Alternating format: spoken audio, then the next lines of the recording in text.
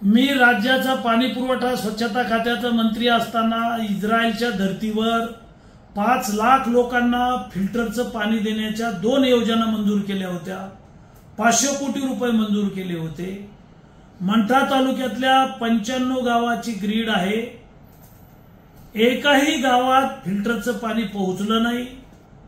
असं असताना अधिकाऱ्यांनी 13 कोटी रुपयाचं फायनल बिल मंठ्याचं दिलं। परतूरमध्ये 176 गावाची ग्रीड आहे। 97 गावात एकाही गावात पाणी पोहोचलं नाही।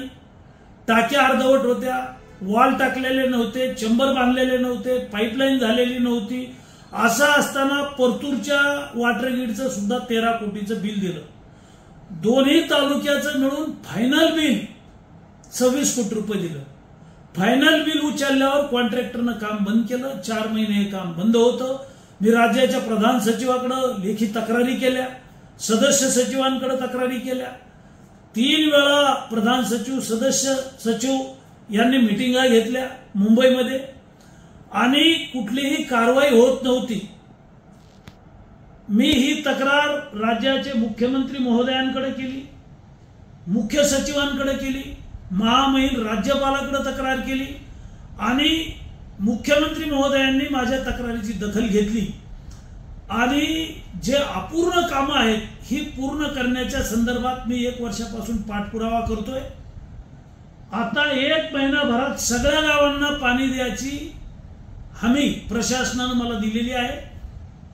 माननीय मुख्यमंत्री महोदयांनी दखल घेतल्यानंतर आता 5 लोकांवरती कारवाई झालेली आहे। कार्यकारी अभियंता गाडे, उपअभियंता गायकवाड, शाखा अभियंता पटेल यांना निलंबित करण्यात आलेलं आहे। प्रभारी कार्यकारी अभियंता दांडगे आणि गाजी हे आता रिटायर झाले, त्याच्यामुळे त्यांच्यावर विभागीय चौकशी चालू केलेली आहे। यांचे पेन्शन थांबवले पाहिजेत आणि या सगळ्या अधिकाऱ्यांवरती फौजदारी गुन्हे दाखल झाले पाहिजेत, अशा प्रकारची माझी मागणी आहे। आणि पुढच्या आठवड्यात मी दौरा करणार आहे। सर्व 5 लाख लोकांना, 300 गावांना, वाड्यांना, वस्त्यांना पाणी देण्याची जबाबदारी माझी आहे आणि महिनाभरात ते पाणी पोहोचेल अशी मला प्रशासनाने हमी दिलेली आहे।